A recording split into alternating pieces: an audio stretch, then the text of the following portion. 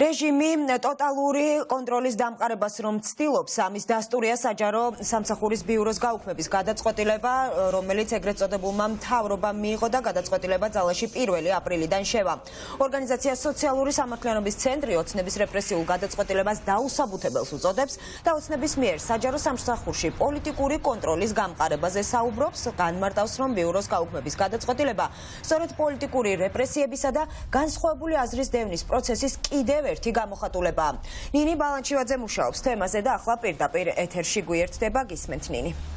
არასამთავრობო ორგანიზაციები დეტალურად განმარტავენ იმას, თუ რას ემსახურება წლების განმავლობაში საჯარო სამსახურის ბიურო და ასევე საუბრობენ იმ პრობლემებთან დაკავშირებით, რომელსაც გამოიწვევს ქართული ოცნების ეგრეთ წოდებული ხელისუფლების გადაწყვეტილებები, ვინაიდან მათი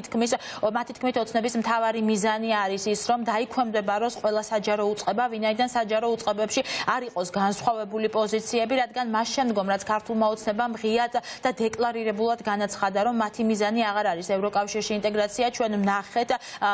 საჯარო მოხელეების, კონკრეტული უწყებების თანამშრომლების განცხადებები, პეტიციები იმასთან დაკავშირებით, რომ მათი არჩევანი არის ევროპული და არა ის ყველაფერი, რასაც ქართული ოცნების ეგრეთ წოდებული ხელისუფლება სთავაზობს საჯარო მოხელეებს და ამის შემდგომ ჩვენ ვნახეთ პირდაპირ დაანონსება რეპრესიებისა, როგორც ირაკლი კობახიძისგან, კახი კალაძის მხრიდან, რომ საჯარო სამსახურებში მნიშვნელოვანი არის წმენდა და ეს წმენდა ნამდვილად დაიწყო, ეს შეეხო არაერთ დაწესებულებას, როგორც იუსტიციის სახლს, ასევე თბილისის მერიას და არაერთი თანამშრომელი გამოუშვეს და მას შემდგომ, რაც ქართულმა ოცნებამ დაამტკიცა კიდევ ერთი რეპრესიული კანონი საჯარო სამსახურის შესახებ, ახლა უკვე ახალი გადაწყვეტილება არის ისიც, რომ 1 აპრილიდან საერთოდ უქმდება საჯარო სამსახურის ბიურო და მე მაყურებელს შევახსენებ წლების განმავლობაში რა საქმიანობას ეწეოდა ეს ბიურო სტრუქტურის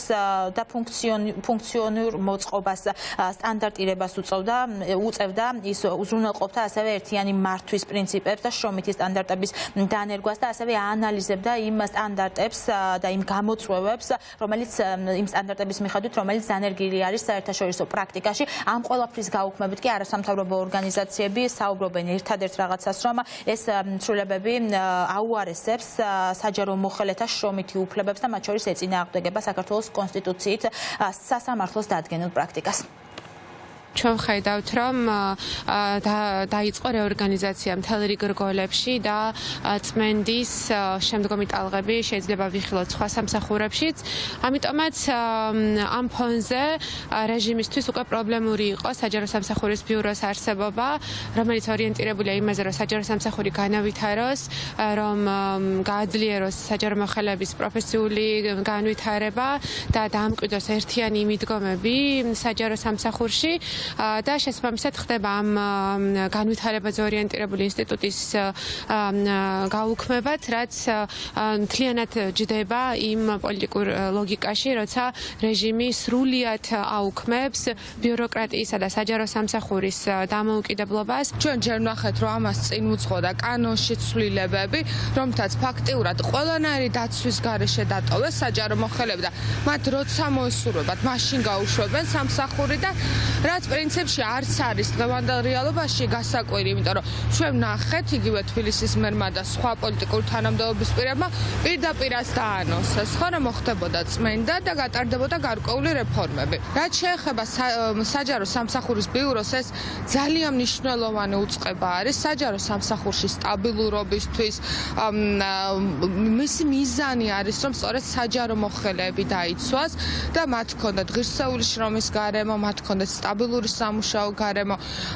და ძალიან სამწუხაროა, რომ ყველა ის პროგრესი, რაც გატარდა ბოლო წლების განმავლობაში ქვეყანაში, მათ შორის რაც საერთაშორისო ორგანიზაციების მიერ იყო დადებითად შეფასებული, უქმდება.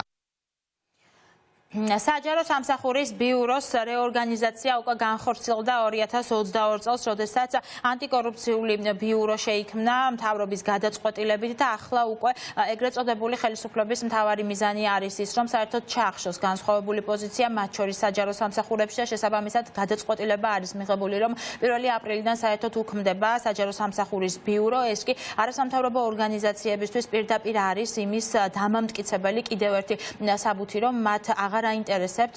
იმ ადამიანების ინტერესები, რომლებიც საჯარო დაწესებულებებში წლების განმავლობაში მუშაობენ და გარდა ამისა ეს პირდაპირ არის სიტყვისა და გამოხატვის თავისუფლების შეზღუდვა.